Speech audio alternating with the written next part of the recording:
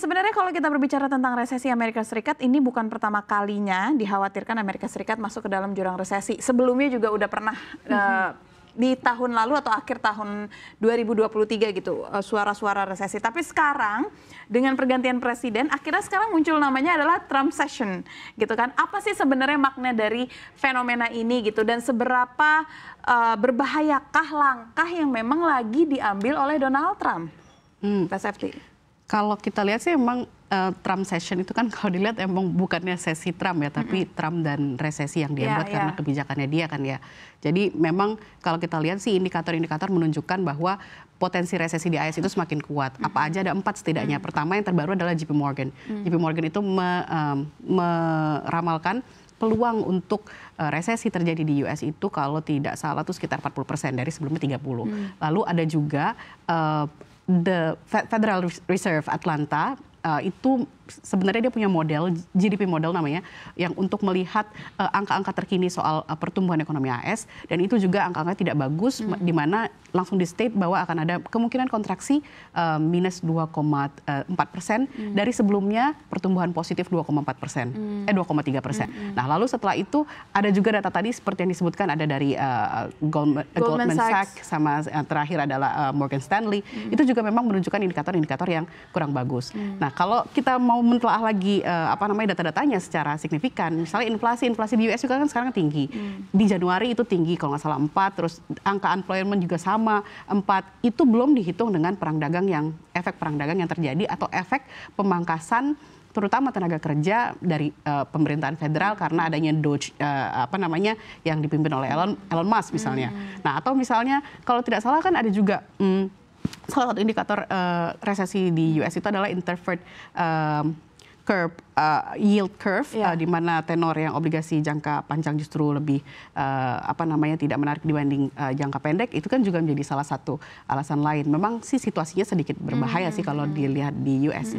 Oke, situasinya sedikit berbahaya, tapi ternyata bahaya itu nggak cuman terjadi di US. Kita bisa lihat dan rasakan langsung dampaknya sekarang ke rupiah paling tidak ya. Rupiah kita ini paling tidak sudah mulai merasakan dampaknya karena adanya Trump Session ini ataupun tarif Trump ini. Nah, seberapa lama nih mungkin kita bisa merasakan dampak ini, Mas Ai?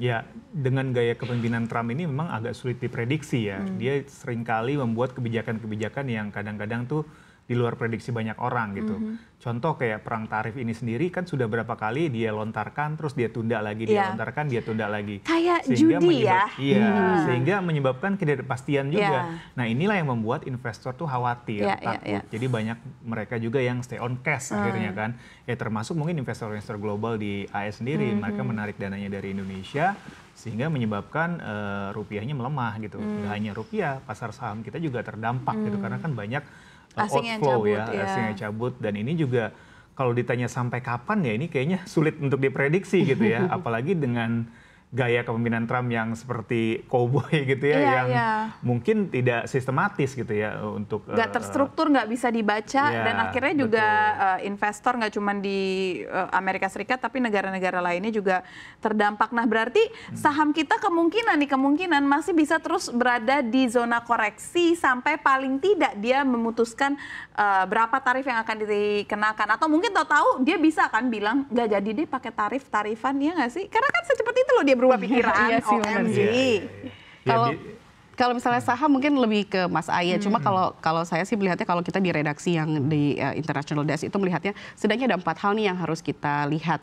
Selain saham, selain nilai tukar, kita juga lihat ekspornya Indonesia sama investasi. Ekspornya kenapa? Kalau kita berkaca pada 2008, waktu itu kan ada krisis juga, subprime mortgage kalau tidak salah ya.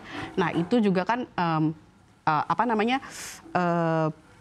perlambatan ekonomi AS itu terasa banget di ekspornya Indonesia. Kalau nggak salah turun sampai jadinya berapa miliar dari cuma berapa gitu.